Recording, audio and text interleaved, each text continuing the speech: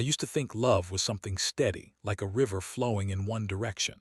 But looking back now, I realize it's more like a storm calm skis one moment, and then out of nowhere, the thunder rolls in, leaving you gasping for air.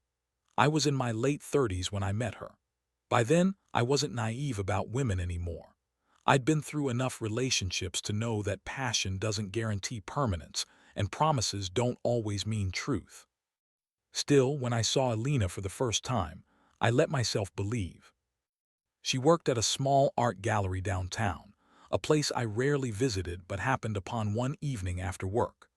The place was nearly empty, soft jazz humming through hidden speakers, the smell of paint and dust lingering in the air. She stood by a canvas, her dark hair falling just above her shoulders, and I swear the way she looked at that painting told me more about her soul than any words could. I wasn't the kind of man to walk up and start a conversation, but something about her presence pulled me in like a magnet. We started talking about art at first, then about everything else. She laughed easily, her voice warm and sharp at the same time, like whiskey sliding down your throat. By the end of the night, I knew I'd be back. And I was again and again until those casual visits turned into dinners, then late-night walks, and eventually mornings waking up next to her. At first, everything felt perfect. Too perfect, maybe. I should have noticed the cracks earlier, but when you're hungry for connection, you tend to ignore the whispers in the back of your head. She'd go quiet sometimes, staring into her phone with a half-smile she tried to hide, or she'd disappear for hours with vague explanations about errands or helping a friend. I told myself it was nothing. I told myself trust was the foundation of love, and I refused to build walls around her. But trust, I've learned, is a dangerous thing when it's placed in the wrong hands. The first real sign came one night when she didn't come home. Midnight turned into one, then two. I called, no answer. Texted, nothing. Finally, around 3 in the morning, she stumbled through the door with some flimsy excuse about her phone dying and losing track of time. Her makeup was smudged, her hair tangled in a way that didn't look accidental. I wanted to ask questions, but the moment I opened my mouth, she collapsed into tears, big, choking sobs that made me feel like a monster for even doubting her. So I held her, kissed her forehead, and swallowed the suspicion burning in my chest. That became a pattern. Doubt, followed by confrontation, followed by her tears and my surrender. I told myself this was love, that every relationship had storms, that if I just held on, things would settle. But deep down, I knew something wasn't right. The breaking point came on a rainy Thursday evening. I had finished work early and decided to surprise her at the gallery. She hadn't mentioned working late, but I figured maybe she was busy with an exhibition. The gallery was closed, the lights dimmed, but through the glass door I could see movement. Two shadows close, too close. My heart pounded as I pulled the handle locked.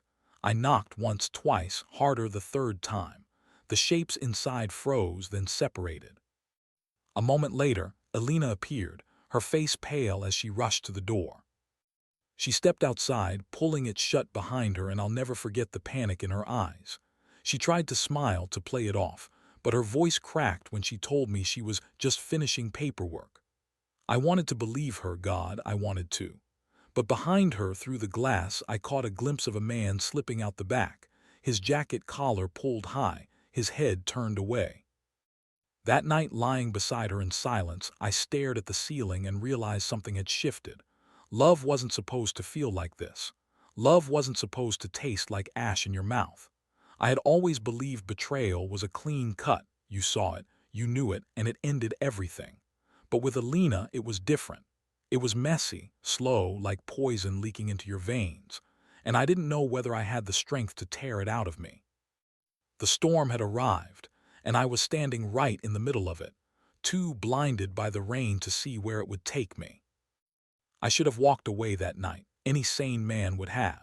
But the truth is, when you love someone, you start bargaining with yourself in ways you never thought possible. You trade your dignity for a scrap of affection, your peace of mind for one more kiss, one more night where you can pretend things are still the way they were. That's what I did with Alina. I told myself I needed proof, something undeniable, because if I didn't have that, maybe the problem was me, not her. So I stayed and I watched. The days that followed were like walking on glass. Every glance at her phone, every hushed conversation, every sudden change of plans, it all carved at me, piece by piece. I started noticing little things. She'd shower the moment she came home, like she was washing away someone else's scent. She began locking her phone, carrying it with her even when she went to the bathroom. When I'd ask simple questions, where she was, who she was with, her answers came too quickly, too rehearsed, like lines from a script she'd practiced. But then there were nights when she'd curl up beside me, whispering how much she loved me, how I was the only one who understood her. Those moments broke me more than the suspicion, because I wanted to believe her. I wanted to believe that the woman breathing against my chest was mine and only mine. One evening I finally cracked. We were sitting on the couch, a movie playing in the background, her head resting on my shoulder. I reached for her phone, not aggressively, just curious, playful even. She tensed instantly, her body stiff as a board. When I unlocked it, she snapped, not with fear but with fury. She grabbed it back, shouting, accusing me of invading her privacy, of not trusting her. And maybe she was right. Maybe trust should mean never needing to look. But as she stormed off into the bedroom, slamming the door behind her, I realized something important. People who have nothing to hide don't guard their phones like a vault. That night I slept on the couch, staring at the ceiling, listening to the rain hammering the windows. My mind spun with possibilities. Who was he? A coworker? A stranger? Or worse, someone I already knew? I hated myself for the images that crawled into my head, for the jealousy that clawed at me like an animal. A few days later, I got my answer, or at least part of it. I'd left work early again, this time without telling her. I wanted to see if she'd trip over her own lies. I parked near the gallery, waiting, watching. Hours passed, and then I saw her. She wasn't alone. The same man I'd glimpsed before walked beside her, close enough that their hands brushed. They laughed at something, her smile brighter than the one she gave me lately. I froze, my hands gripping the steering wheel so tightly my knuckles went white. It wasn't just the sight of her with him. It was the way she looked at him. Like he was the center of her world, like she was free with him in a way she hadn't been with me for months. That cut deeper than anything. I didn't confront her right away. Instead, I followed them, heart pounding, palms sweating. They walked to a small cafe tucked in a side street. I parked a block away and slipped inside, taking a seat at the far end. I don't remember what I ordered, maybe coffee, maybe nothing at all. My eyes never left them. They sat close, too close for just friends. She touched his hand, he brushed a strand of hair from her face. The intimacy was undeniable, and still, some desperate part of me clung to denial. Maybe he was a cousin, maybe an old friend. Maybe I was inventing this to justify the gnawing jealousy inside me. But then she kissed him. It wasn't a long kiss, not even a passionate one. Just a brief press of lips, soft and quick, like a secret too dangerous to linger. But it was enough. My world shattered in that tiny cafe, surrounded by strangers who had no idea that my life had just split down the middle. I left before they saw me. I drove aimlessly through the city, the streets blurring into streaks of light through my tears. I don't even remember getting home. What I do remember is the silence when I walked through the door, the way the apartment smelled faintly of her perfume, like she'd been there but wasn't anymore. I didn't sleep that night. I sat at the kitchen table with a bottle of whiskey, pouring glass after glass, trying to drown the image of her lips on his. But no matter how much I drank, it stayed, burned into my mind. By morning, I'd made a decision. I wasn't going to let her play me for a fool anymore. I needed the truth, raw and unfiltered, and if she wouldn't give it to me, I'd find it myself. What I didn't know then, what I couldn't have known, was that the truth I was chasing wasn't just about betrayal. It was about something far darker, something that would drag me into places I never thought I'd go. The storm wasn't over, it was only beginning. The following week felt like walking into a war I hadn't trained for. I kept my voice calm, my face neutral, but inside I was boiling. Every glance at her was a reminder of what I'd seen in that cafe. Every touch of her hand felt like a lie pressing against my skin. Still, I didn't confront her right away. I wanted her to hang herself with her own words, to watch how far she'd go with her performance before I ripped the mask away. She must have sensed something because Alina grew sweeter. She cooked my favorite meals, left little notes on the counter saying she loved me, even suggested a weekend getaway, something we hadn't done in months. I should have been happy. But instead, every act of affection felt like another blade twisting into me. I couldn't stop wondering if she was trying to soothe her guilt, or if she just enjoyed playing both sides. On Friday night, I decided enough was enough. We were eating dinner, candlelight flickering between us. She was laughing about something trivial, her eyes bright in that way that used to undo me. I let her finish, then leaned back and said quietly, "Who's the guy?" Her laughter died instantly. She blinked, fork halfway to her lips, then set it down slowly. "What are you talking about?" she asked, her voice soft but tight, like a string pulled too far. "The man you were with at the cafe," I said. "The one you kissed." For a long moment she just stared at me. Then her face changed, not shock, not guilt, but something colder. Calculation. She sighed, leaned back in her chair, and looked at me as if she was deciding how much truth I could handle. "You followed me," she said, almost with a smirk. "I should have known." Her reaction stunned me more than the betrayal itself. She wasn't apologetic. She wasn't even defensive. It was like she'd been waiting for this moment, and now that it was here, she didn't have to pretend anymore. "Yes," she admitted finally. "I've been seeing him. His name is Mark. And before you ask, no, it's not just some fling. It's complicated." Complicated. That word landed like a stone in my gut. I wanted to scream, to demand answers, but I forced myself to stay calm. "How long?" I asked. She looked away, fiddling with her napkin. "A few months." The air went out of me. A few months. Which meant that while I was holding her, loving her, trusting her, she'd already been giving parts of herself away to someone else. "Why?" I managed my throat raw. Her eyes flicked back to mine, and for the first time I saw something almost like pity in them. "Because you don't see me anymore," she whispered. "You're so caught up in your routines, your work, your safe little world. With Mark, I feel alive. I feel like myself again." Her words cut deeper than the admission of betrayal, because part of me knew she was right. I had gotten comfortable, predictable. But did that justify everything she'd done? Did that excuse the lies, the secrecy, the nights spent in someone else's arms? I stood, unable to sit across from her any longer. "So what now? You want me to just accept this? Share you?" She shook her head quickly, almost panicked. "No, I don't want to lose you. I love you too. It's just different. Please don't make me choose right now." Don't make me choose. The audacity of it nearly broke me. She wanted both, the stability I provided and the thrill he gave her. And I realized, standing there with my fists clenched, that I was nothing more than an anchor she didn't want to cut loose yet. That night I slept in the guest room, my mind a storm of rage, sorrow, and twisted hope. I should have left then, packed my things and walked out. But instead, I lingered.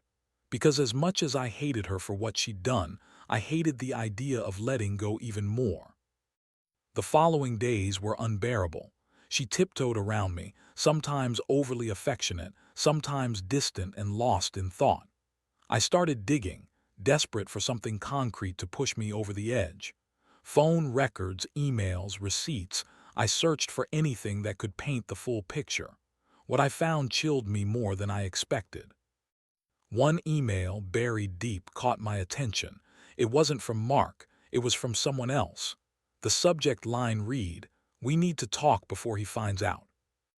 The message was short, vague, but the tone was urgent, almost fearful. I didn't recognize the sender's name. My first thought was maybe she had more than one affair going, but something about the phrasing gnawed at me. "Before he finds out." Who was he, me, or someone else entirely? That night, as Alina slept peacefully beside me, I stared at her face in the dim glow of the streetlight filtering through the curtains. For the first time, I realized I might not know her at all. And for the first time, I was afraid that this betrayal wasn't just about another man. It was about something much bigger, something darker, and I was only scratching the surface. The email haunted me. I couldn't stop replaying those words in my head before he finds out. Every time I looked at Alina, I felt a chill run down my spine. Was it about me? Or was there another shadow in her life, someone pulling the strings behind this whole twisted mess?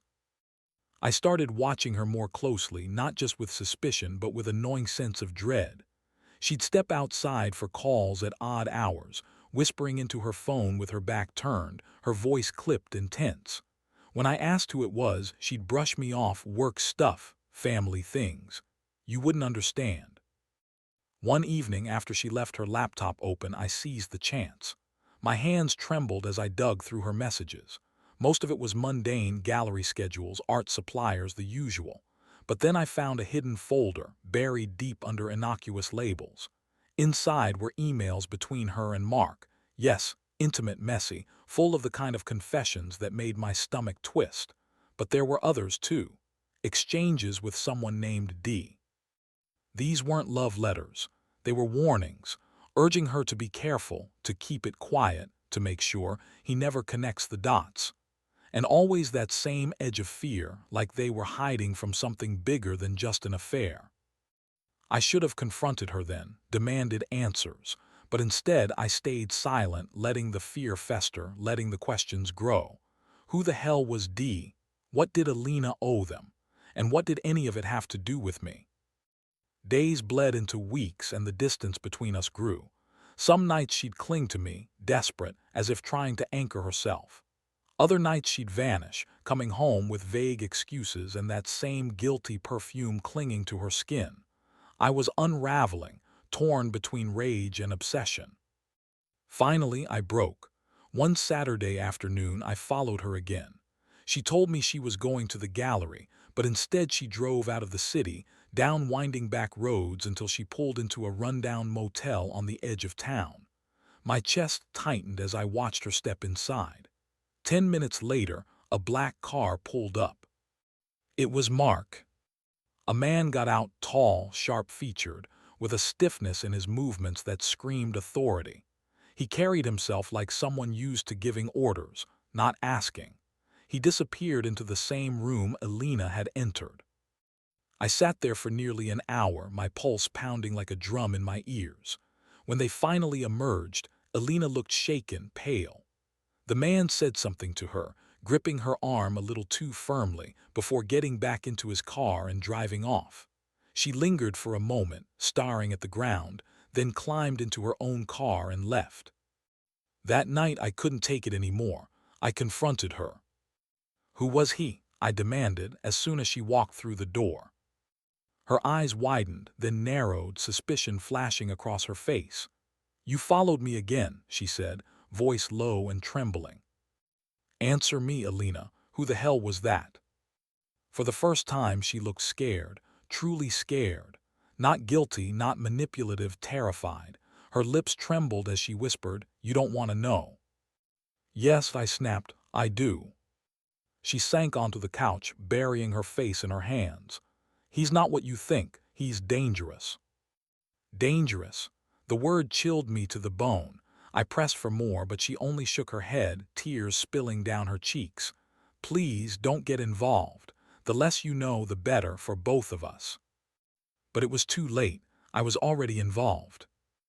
That night, while she slept fitfully beside me, I made a decision. I wasn't going to let her fear dictate my life. Whoever that man was, whatever hold he had over her, I needed answers. Not just for my sanity, for my survival. The next day I drove back to the motel.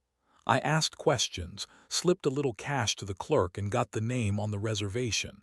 David Lang, the same D from her emails. The pieces started to click into place, though the picture they formed made no sense. Alina wasn't just cheating. She was tangled in something darker, something that went beyond broken promises and late-night kisses with another man. And the worst part, I realized I wasn't just dealing with betrayal anymore. I was standing on the edge of something far more dangerous, a secret that could destroy not only my relationship, but maybe my life. I don't think I've ever felt the kind of paranoia that settled into my bones after learning David's name. Suddenly, every shadow looked like it was watching me. Every car in the rearview mirror felt like it was following. I didn't know who he was exactly, but I knew enough to understand he wasn't just some ordinary man. The way Alina had flinched at his touch, the tone of those emails, the secrecy, it all screamed of danger I wasn't ready for. Still, I couldn't walk away, not without the truth. That night I confronted Alina again. I didn't yell. I didn't accuse. I just sat her down at the kitchen table, the air between us heavy with things unsaid. "I know his name," I told her. "David Lang, who is he?" Her face drained of color, her fork clattering against the plate. For a long time she said nothing, then finally whispered, "You shouldn't have gone digging." "Then tell me," I pushed, "because right now I don't even know who I'm sharing my bed with." She looked at me with eyes full of exhaustion, fear, and something else I couldn't quite name, maybe shame. "David isn't just someone. He's connected. The kind of man who makes people disappear if they cross him. I didn't choose this, not really. I owed him." "Owed him what?" I demanded. Her voice cracked. "Money, mistakes, things I never told you because I thought I could handle it, but it got worse. And then Mark came along and I used him to escape, even though I knew it was just another mess." My stomach twisted. So it wasn't just betrayal. It was debts, fear, desperation, a whole hidden life she'd built behind my back. I wanted to hate her, but the tears running down her face didn't look like manipulation anymore. They looked like the truth. "Why didn't you come to me?" I asked. "Because you would have tried to fix it," she whispered. "And men like David don't let things get fixed." The silence that followed was unbearable. I sat there staring at the woman I thought I knew, realizing I was just a bystander in a story far bigger and darker than I'd imagined. And yet, part of me still wanted to save her. The days that followed were a blur.